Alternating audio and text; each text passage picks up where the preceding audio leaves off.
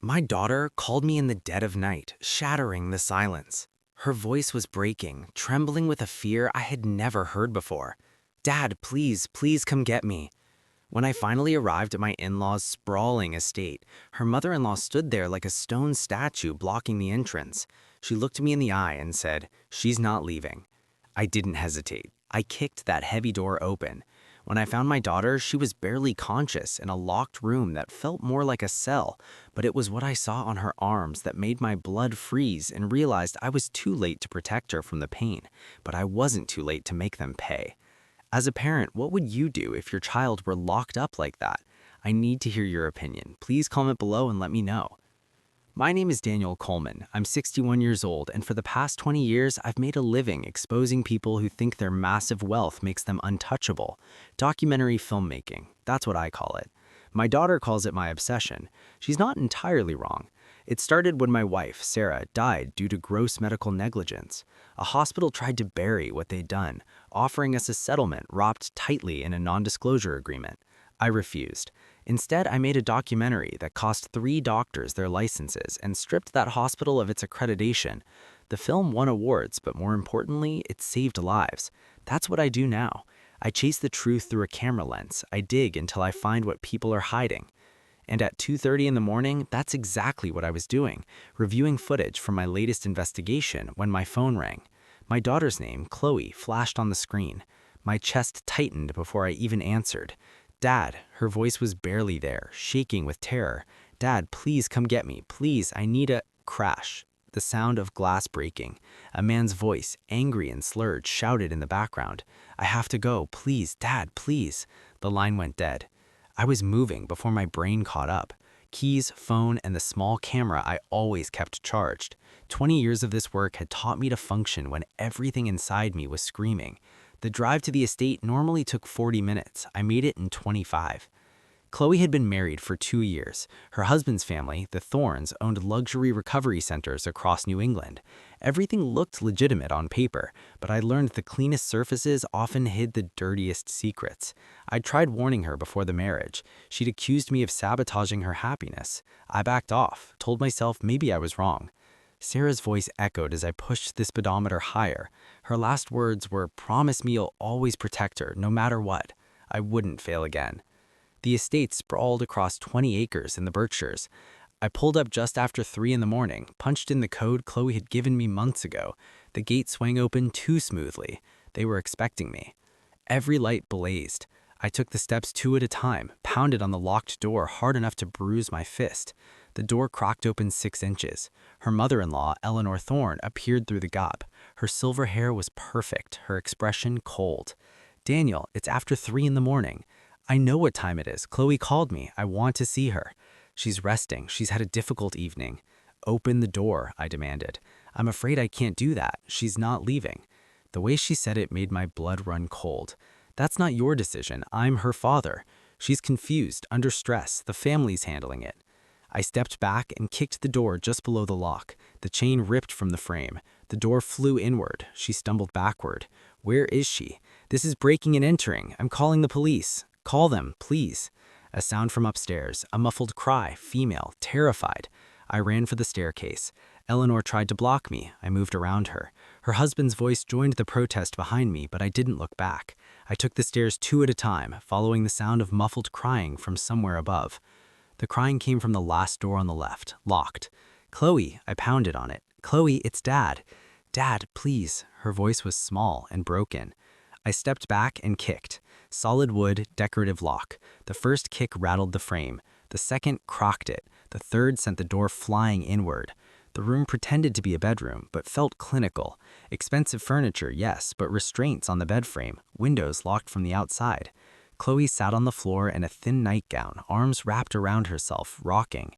She looked up when I burst in, and my heart shattered. She'd lost at least 20 pounds, hair limp, dark circles like bruises under her eyes, but it was what I saw on her arms that made my blood freeze and realized I was too late to protect her from the pain, but I wasn't too late to make them pay. "Where's Julian now?" "Downstairs, drinking with Caleb. That's why I could call you." Footsteps on the stairs, heavy. Multiple. I helped Chloe up. She was unsteady. I kept my arm around her as Julian appeared in the doorway, shirt untucked, eyes bloodshot. Caleb behind him, nearly identical except for a chin scar. Both blocked the exit. Daniel. Julian's voice was slurred but amused. Breaking and entering, assault on my mother, not helping Chloe's case. Get out of my way. Can't do that. Chloe's sick, needs professional help. We've made arrangements. Those marks on her arms, that's not help, that's abuse. Julian glanced at Chloe's arms and shrugged. Self-inflicted. We tried to stop her. I have video proof. Staged footage. Manufactured evidence. Behind them, Richard Thorne appeared. 3 men blocking one exit. I was 61. My knees ached. I hadn't fought in decades, but I'd walked through fire before leaving my daughter here. I lifted Chloe as she weighed almost nothing and walked straight at them. Julian reached for her. I twisted away. Caleb grabbed my shoulder. I drove my elbow into his stomach. He doubled over, gasping. I passed them. Hallway, stairs. Eleanor was screaming about police. I didn't stop. Got Chloe to my car, set her in the passenger seat, started the engine, punched it. In the rearview mirror, the Thorne family stood in their doorway, backlit by mansion lights, watching. They didn't chase us. They thought they'd already won. My daughter barely stayed conscious during the drive. I kept one hand on the wheel, one on her shoulder, talking to keep her awake. Massachusetts General's emergency room was quiet at 5:30 in the morning. A nurse with kind eyes took her back. They wouldn't let me follow. I paced the waiting room for 2 hours. The doctor who emerged was young, tired, professional. Mr. Coleman, your daughter is stable. We've documented the injuries. What concerns us more are the substances in her system. What substances? A benzodiazepine, an antipsychotic, and something we're still identifying. Troubling combination for someone who shouldn't be taking any of them. We're running full toxicology. We've also contacted police as required in abuse cases. An hour later, Detective Karen Reynolds appeared. Sharp eyes, rumpled suit, direct manner. Mr. Coleman, I need your statement. First, I need to know something. Can I trust you? They claim the chief of police is in their pocket. Something flickered in her expression. She closed the door. Chief Thompson and I don't get along. He plays politics, but I've been a cop for 12 years. I don't care how connected they are. Tell me what happened. I'll document it. I'll build a case. I told her everything. The call, the break-in, the marks, the drugs, the manufactured mental illness narrative. Reynolds took detailed notes, no judgment. Enough for arrest warrants, she said. Assault, unlawful imprisonment. We'll get them. She paused, choosing her words carefully. Mr. Coleman, I've been coordinating quietly with federal agents. The facilities accept Medicare funding. That makes fraud federal. If we can prove they move people across state lines against their will, that's kidnapping with federal jurisdiction. But building that case takes time and solid evidence. What kind of evidence? The kind that shows a pattern, that proves intent, that catches them in the act. She met my eyes. Your daughter has been incredibly brave already. She might need to be brave again before this is over. I felt my jaw tighten. She's been through enough. I understand, but these people have been doing this for years. Your daughter might not be the only one we can save. I didn't answer. I'd just gotten my daughter back. The thought of putting her in danger again made me sick. The family was arrested that afternoon, released on bail 4 hours later. Their lawyers issued a statement painting my daughter as mentally ill and me as an unstable father. By evening, I was home, exhausted but unable to sleep. Mark Harrison called, my business partner of 7 years. How is she? She'll survive. Mark, I need your help. The Thorne family. I need everything. Financial records, former employees, patient complaints, anything showing a pattern. I'm on it. I spent that night into the next morning researching. Their recovery estates generated $65 million annually. 5 locations, licensed and accredited, but negative reviews had been scrubbed. Former employees silenced. Then I found the death records. 47 people who'd been patients in the past 5 years had passed away. The number was high, the timing was wrong. So many shortly after complaining or trying to leave early. Mark called at dawn. 7 former employees left on bad terms. 3 posted complaints before deleting them. 2 filed wrongful termination suits settled with NDAs. Can you reach them? Trying now. I started calling families of the deceased. Some hung up, some cried, but 3 families talked, and what they told me made my blood run cold. The first call was a mother in Vermont. Her voice cracked when I explained who I was. My son Ryan spent 6 weeks at the Thorne facility in Stowe. He'd been sober for 2 years before that, but his therapist recommended what they called a wellness tune-up, some kind of preventative maintenance program. She paused. I heard her breathing, trying to steady herself. He came out different, agitated, paranoid. They said it was a relapse, but Ryan swore he hadn't used anything. 3 weeks later, he was gone. They said he took too much of something, but my son was terrified of needles. He never would have injected anything. Did you report this? To the police, the medical examiner, the state licensing board, everyone said the same thing. Accidental reaction to substances. Case closed. The second call was to a father in New Hampshire. His daughter had tried to leave the Lennox facility early after reporting abuse. A week later, she'd passed away during a hiking trip. Melissa was an experienced hiker, he said, voice flat with old grief. They said she fell, but when I finally saw her, she had bruises consistent with a struggle. The sheriff shut me down, said the medical examiner ruled it accidental. The third was a sister in Connecticut. Her brother had filed a complaint with the state licensing board about conditions at one of the Thorne centers. He'd passed away 2 weeks later in his apartment. David left a note, she told me, but it didn't sound like him. The handwriting was his, but the words, David was angry. He wanted justice. He never talked about guilt or shame, never. 3 families, 3 deaths, 3 investigations that went nowhere. I spent the rest of the day cross-referencing names, dates, circumstances. Mark sent me files from former employees, most too scared to talk, but their personnel records told stories, sudden resignations, retracted complaints, NDAs. One name kept appearing in the margins, notes from terminated employees, comments on deleted reviews, a thread I couldn't quite follow but couldn't ignore. Jessica Hayes. A quick search told me the basics. Licensed therapist, age 34. She'd worked at the Hartford Thorne facility for 3 years before passing away 2 years ago. The obituary mentioned her dedication to her patients and her family's grief. Nothing about why someone so young had taken her own life. But then I found her sister's blog, Amanda Hayes, Newport, Rhode Island. She created it as a memorial, processing her grief publicly. One post from 18 months ago stopped me cold. Jessica told me she saw things at her last job that kept her from sleeping.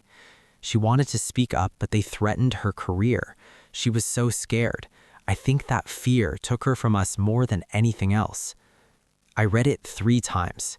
Jessica. I found Amanda's contact form on the blog and sent a message. Kept it simple.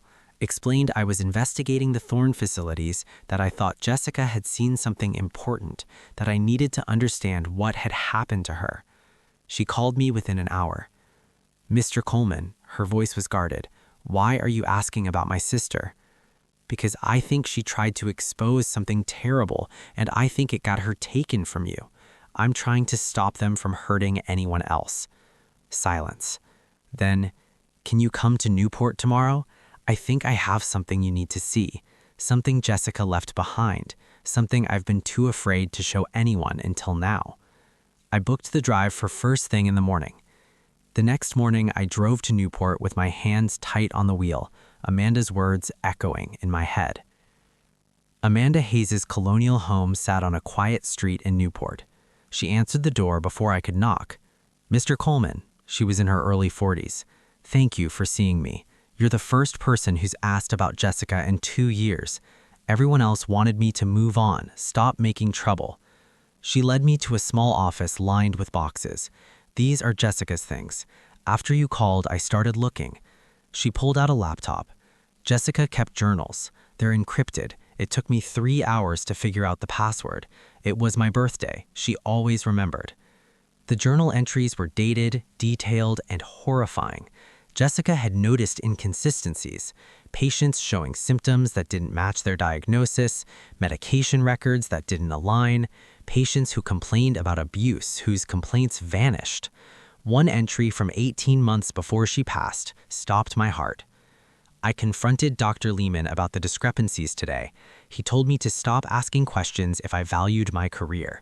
When I pressed, he said I could end up like the patient in Building C who fell down the stairs. Building C is single story. There are no stairs. Another entry 1 month before the end. I can't sleep. I keep thinking about Amanda. If something happens to me, will she understand why I couldn't just walk away? I have copies of everything now. Patient files, medication logs, internal memos. I'm going to take them to the state board next week. I'm terrified, but I can't let this continue. Did she make it to the state board? I asked quietly. Amanda shook her head. She passed away the night before. They said she took pills, but Jessica was allergic to alcohol. It gave her migraines. She never drank. The medical examiner didn't care. Did she mention where she kept the copies? Her apartment, but I cleared it out after. There was nothing. I thought for a moment. Did Jessica have anywhere else? A storage unit? An office? Amanda's eyes widened. Her office at Boston University. She kept a space in the psychology building. I never checked. 2 hours later, Mark and I stood in a cramped office at BU. We searched systematically. Then I noticed the ceiling tile above the desk was slightly crooked. I stood on the desk and pushed the tile up. Inside a cardboard box, 6 USB drives, labeled and dated. Printed files, hundreds of pages, patient intake forms with forged diagnoses, medication schedules designed to induce compliance, not healing, internal emails discussing difficult patients who needed special handling and financial records, payments to state inspectors, local police public officials, Dr. Palmer $75,000 every quarter, Chief Thompson $35,000 plus free treatment for his daughter, Judge Harrison $150,000 annually disguised as consulting fees. Jessica had documented everything. "This is it," Mark whispered. "This is everything we need." I drove home as the sun set, the box secured in my trunk. I called Amanda to tell her what we'd found. She cried. My phone buzzed as I pulled into my driveway. A photo. My front door taken from the street. Then a text. "We know where you live." I didn't sleep that night. Instead, I uploaded the files to 3 separate secure servers, cloud storage with encryption. If something happened to me, the evidence would survive. More texts came. "You're making this worse. Think about your daughter's future." I forwarded them to Detective Reynolds. She called at dawn. "David, we need to talk. Federal building, 1 hour."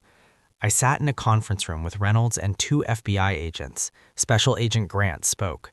"Mr. Coleman, your evidence is strong, but for federal prosecution, we need to catch them committing a crime in real time, kidnapping across state lines.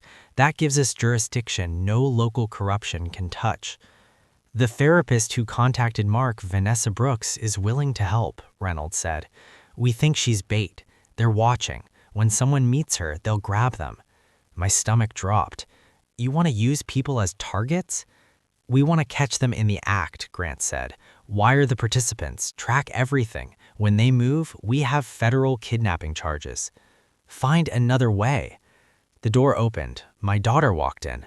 "I followed you," she said. She looked at the agents. "I want to do this." "No," I stood. "Absolutely not."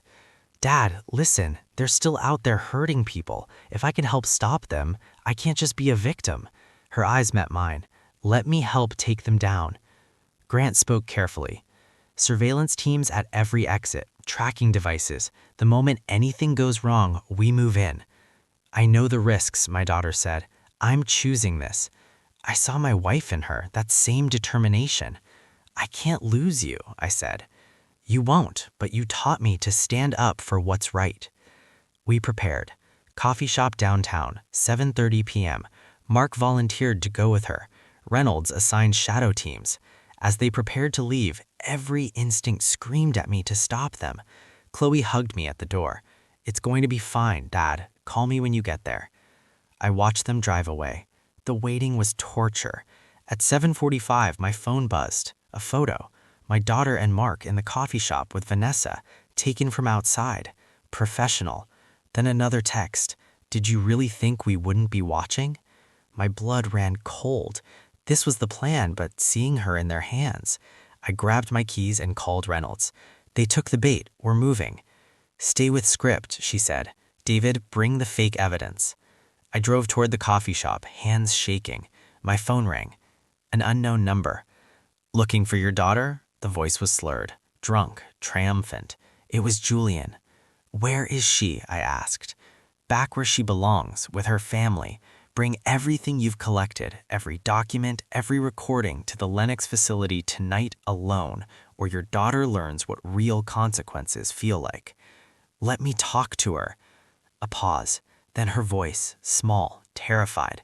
Dad, don't come. Don't. The line cut off.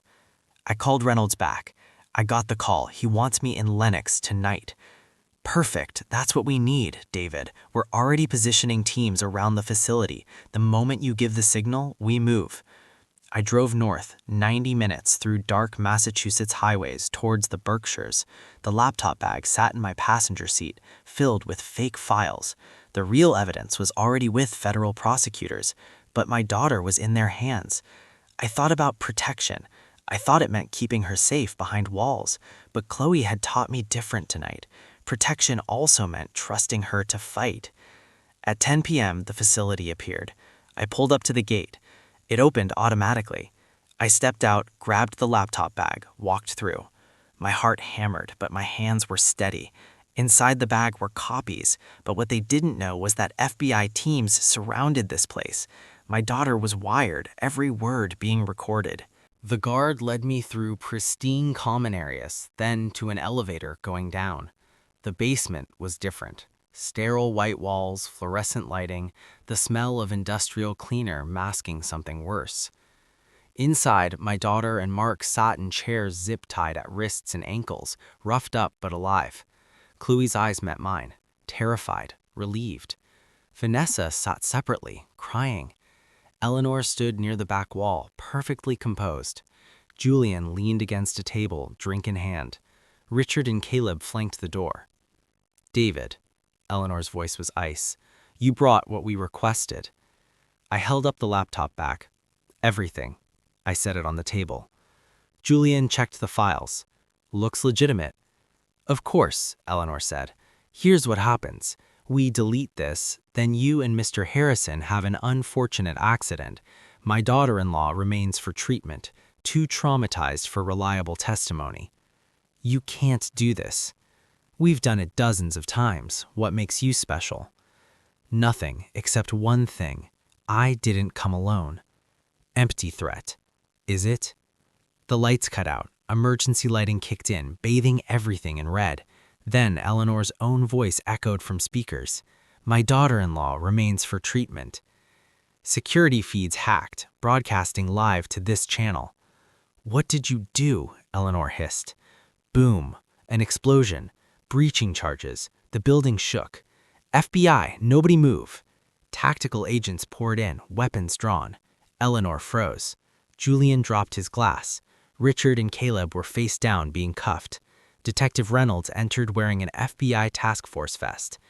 Eleanor Thorne, you're under arrest for kidnapping, assault, conspiracy. I crossed to my daughter as agents cut her free. She collapsed into my arms, sobbing. I'm sorry, Dad. Shh, you were so brave. You're a hero. Over her shoulder, I watched agents lead Eleanor away in handcuffs, her face still cold, but her eyes held something new. Fear. The trials took 18 months. My documentary premiered on a streaming platform during the proceedings, 10 million views in the first week. Jessica's story, Chloe's testimony, the evidence laid bare. The verdicts came down on a cold Tuesday in November. Eleanor Thorne, life imprisonment without possibility of parole. Julian Thorne, 30 years for assault, kidnapping, conspiracy. Richard Thorne, 20 years. Caleb Thorne, 15 years. Dr. Palmer never made it to trial. He was found dead in his home. Chief Thompson took a plea deal for 8 years. Judge Harrison got 12 years. The Thorne recovery estates were shut down. An $8 million victim compensation fund was established. 38 survivors came forward. Chloe started a support group with Vanessa 6 months after the trials. I attended one meeting, sat in the back, and watched my daughter help other survivors find their voices. 6 months later, a letter arrived. Prison mail. Julian's name in the return address. You think you've won. When I get out, we'll come for both of you, and this time you won't see us coming. I photographed it and sent copies to the FBI. Let him threaten. Every word just added to his record. That evening, Chloe called. Dad, someone reached out through the support group. Her sister was at a facility in Connecticut. She says things that are like what we went through. I pulled up my investigation board, added a new name. I'm 61 years old. My knees hurt. I get tired earlier.